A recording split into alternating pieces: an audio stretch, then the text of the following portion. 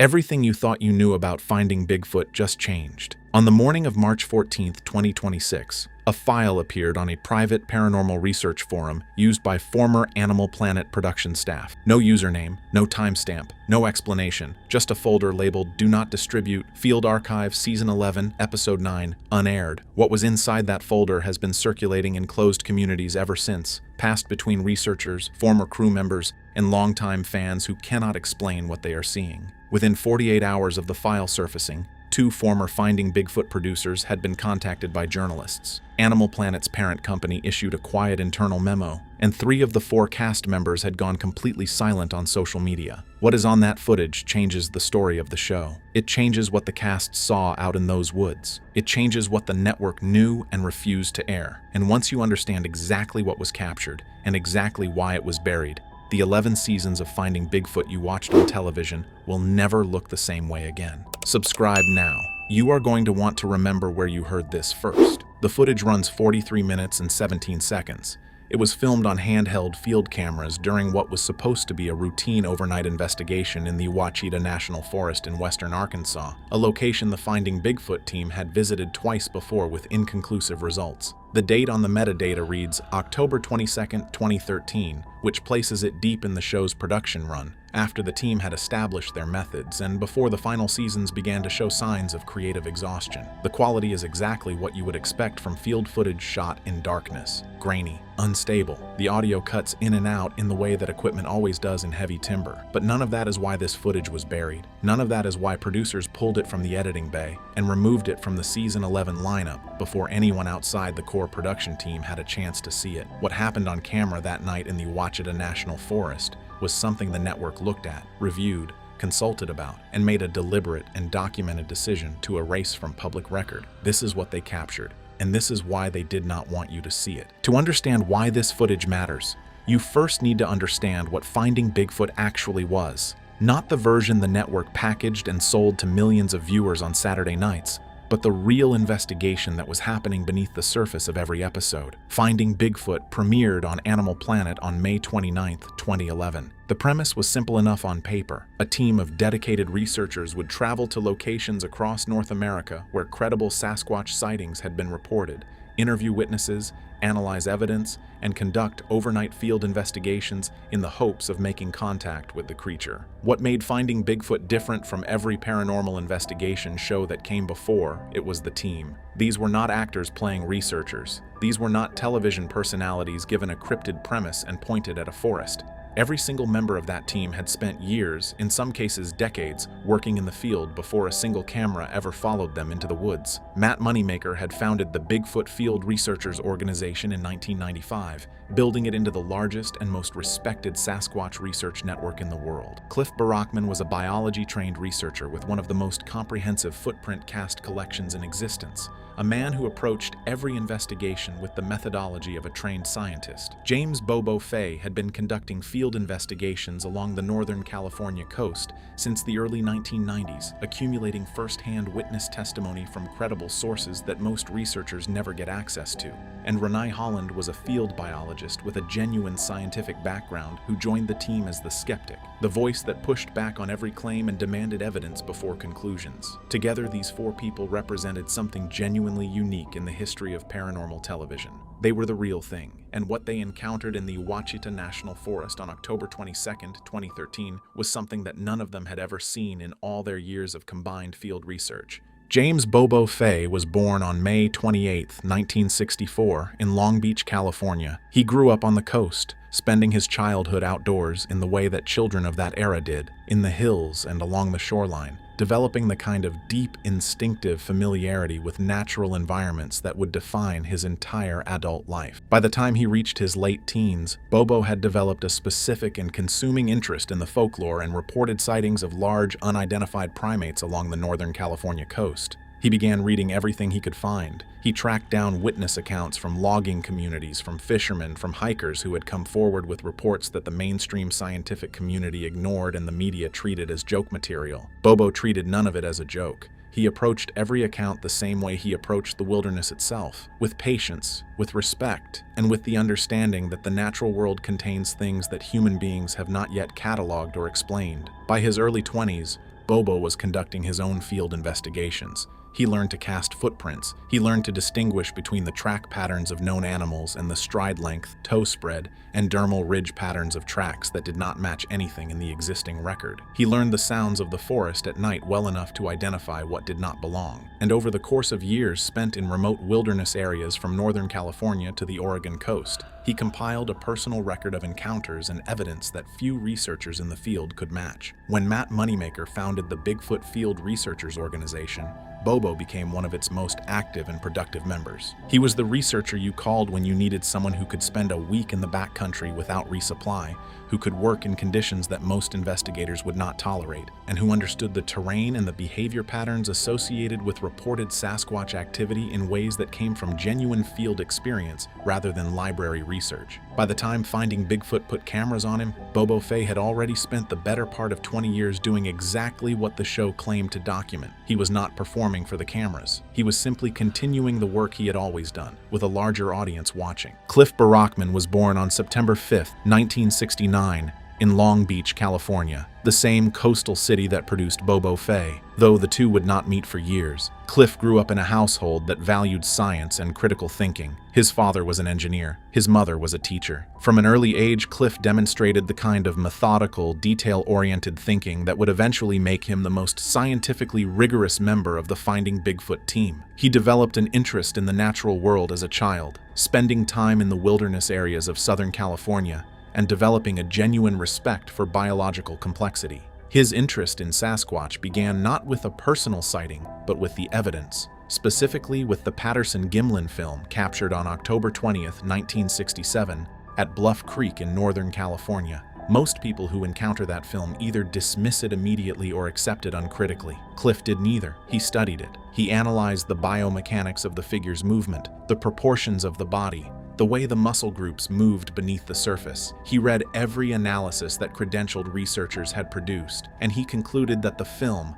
whatever it showed, deserved serious scientific investigation rather than reflexive dismissal. From that foundation, Cliff built one of the most comprehensive Sasquatch research archives in private hands. His footprint cast collection grew over decades into a reference library that researchers from around the world came to consult. He developed relationships with primatologists, forensic anthropologists, and wildlife biologists who were willing to examine the evidence without the career risk that public association with the subject carried for working scientists. When Finding Bigfoot gave him a platform, Cliff used it exactly the way you would expect a man of his background to use it. He brought the evidence. He explained the science. He pushed back on sensationalism. And during 11 seasons of television, he never once claimed more than the evidence supported. That discipline, that rigorous refusal to overstate what they found, is exactly what makes what happened on October 22, 2013 so significant. Cliff Barackman does not describe things he cannot explain, and on that night in the Wacita National Forest, he described something he could not explain. Matt Moneymaker's path to Finding Bigfoot began with a single encounter that he has described publicly on multiple occasions,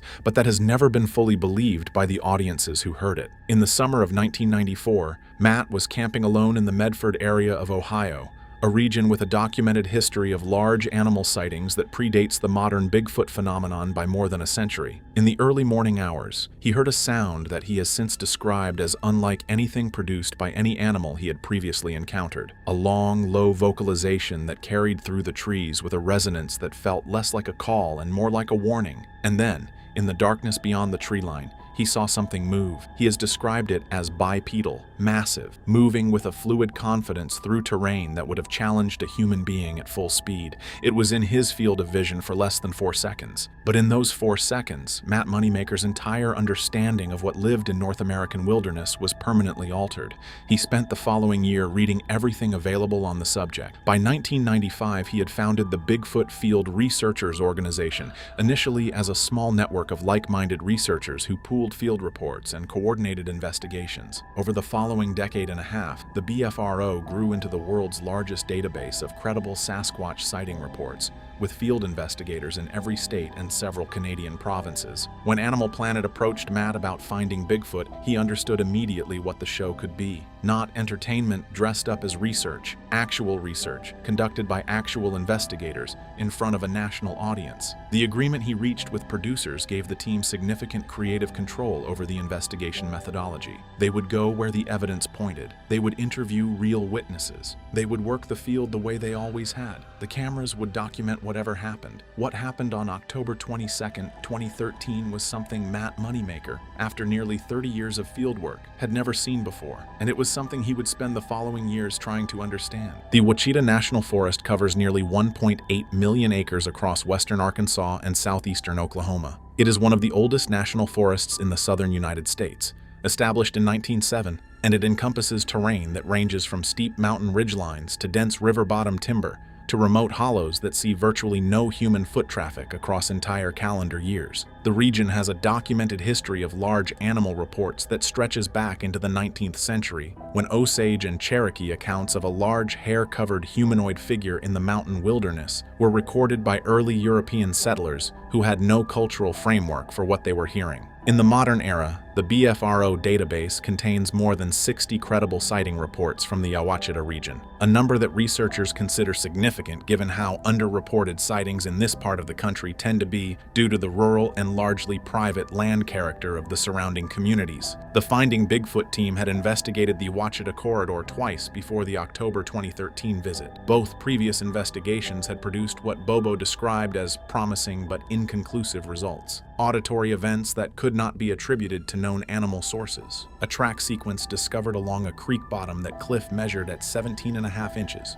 with a stride length inconsistent with any known primate, and a thermal imaging hit during a night investigation that lasted 11 seconds before the figure moved out of the camera's field of view. None of it was enough for television. None of it crossed the threshold that would have allowed the team to say, on camera, in front of a national audience, that what they were seeing was definitive evidence of something unknown. So they returned. On October 21st, 2013, the Finding Bigfoot team arrived in the Wacita National Forest for their third investigation of the region. They set up base camp in a hollow approximately 4 miles from the nearest maintained road. They placed audio recording equipment at 11 stations throughout a 2-square-mile investigation area. They positioned thermal cameras at 3 elevated locations that offered overlapping fields of view across the most active terrain sections the previous visits had identified. And as darkness fell on October 22nd, they moved into the field. What happened over the following 6 hours was recorded on camera, and it was never supposed to be seen. The first indication that this investigation was different from anything the team had previously documented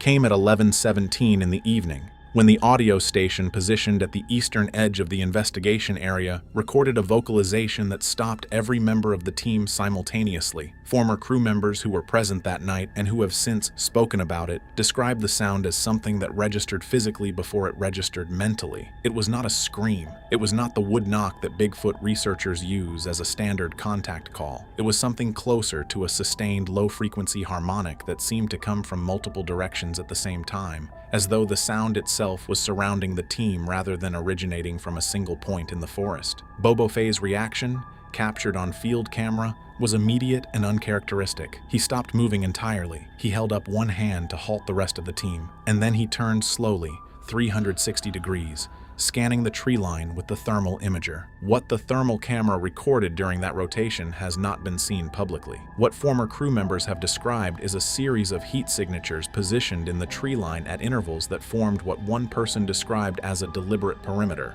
Not random, not the scattered thermal hits that might indicate deer or other large mammals moving through the area. A pattern, organized, positioned as though whatever was producing those signatures had placed themselves at specific points around the investigation team with intention. Cliff Barackman reportedly said nothing for nearly 2 full minutes after the thermal scan. When he spoke, he said quietly and without any theatrical inflection whatsoever, "They know we are here. They know exactly where each of us is standing." What followed over the next 3 hours was captured on every camera the team had deployed. The audio stations recorded continuous vocalizations from multiple locations that audio analysts who have since reviewed portions of the material have been unable to attribute to any known North American animal species. The thermal cameras positioned at the elevated stations captured movement patterns in the surrounding tree line that former crew members have described as coordinated. Not a single large animal moving through the forest. Multiple figures, moving in relation to each other, maintaining spacing, responding to the investigation team's movements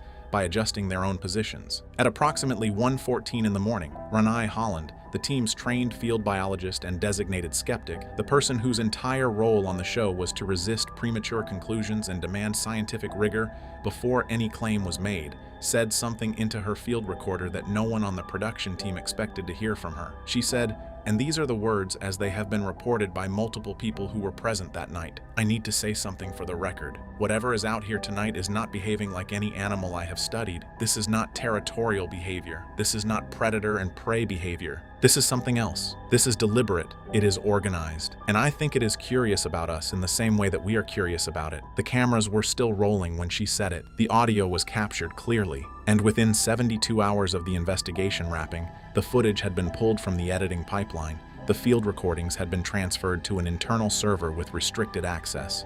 And every member of the production staff who had been present in the Wacita that night had been asked to sign a supplemental non-disclosure agreement that went significantly beyond the standard contracts they had signed at the beginning of the season. The question that has followed this footage since it surfaced is not simply, what did they capture? The question is why? Why, after 11 seasons of a show built entirely on the premise of searching for evidence of Sasquatch, did the network pull the one investigation that appears to have produced the most significant evidence the team ever found? Former production staff who have been willing to speak about it, always anonymously, always carefully, have described a conversation that took place at the network level within 48 hours of the investigation wrapping. The core of that conversation, as it has been reconstructed from multiple accounts, was not about whether the footage was real. It was about what the footage meant if it was real. Because if what the Finding Bigfoot team captured in the Wacita National Forest on October 22, 2013, represented genuine evidence of an unidentified intelligent species operating in North American wilderness, the implications of broadcasting that footage on a Saturday night cable show were something the network was not prepared to manage. The scientific community would demand access to the original field recordings. Wildlife agencies would face immediate pressure to respond. The locations themselves would become targets for an influx of independent researchers and the general public. And the show itself, which had been built on the premise of searching for something that was always just out of reach, would have to confront the fact that the search was over. Instead, the footage was buried. The investigation was removed from the season 11 lineup and replaced with a previously shelved episode from an earlier field visit. The non-disclosure agreements were signed, and Finding Bigfoot continued for 2 more seasons, covering new locations, interviewing new witnesses, producing new content for an audience that had no idea that the most significant night in the show's entire run had already happened and had been deliberately hidden from them. The file that surfaced on March 14, 2026, carries metadata consistent with an original Animal Planet field archive. The people who have reviewed it have described it in terms that leave no room for ambiguity about what they believe they are looking at. And the silence from everyone connected to the production in the days since it appeared has told its own story. Whatever was in those woods in Arkansas on a cold night in October 2013, the network saw it. They made their decision, and for more than 12 years, that decision held, until now. Ranae Holland has not commented publicly on the surfaced footage. Matt Moneymaker has not commented publicly on the surfaced footage. Barackman has not commented publicly on the surfaced footage. Bobo Fay has not commented publicly on the surfaced footage. Animal Planet has not issued a statement. The production company that handled Finding Bigfoot's field operations has not issued a statement. The forum where the file originally appeared took the post down within 96 hours of it going live, but the file had already moved. It had already been downloaded by enough people in enough places that removing the original source changed nothing. The footage exists. The people who were there that night know what they saw. The network knows what they buried. And now, after more than 12 years of silence, the conversation that should have happened when this footage was first reviewed in October 2013 is finally beginning. Finding Bigfoot ran for 11 seasons. It produced hundreds of episodes. It introduced millions of viewers to the serious scientific case for an unidentified large primate living in North American wilderness. And on one specific night during its final active production season, the team found what they had been looking for. What happens next is a question that the Bigfoot research community, the scientific community, and anyone who watched this show for 11 years and believed in what the team was doing is now asking out loud. Because the footage has surfaced, the silence has broken, and whatever was watching that investigation team from the tree line in the Wacita National Forest on October 22nd, 2013 is still out there. If you want to stay ahead of every new development on this story as it continues to unfold, subscribe now and make sure your notifications are turned on. This is only the beginning.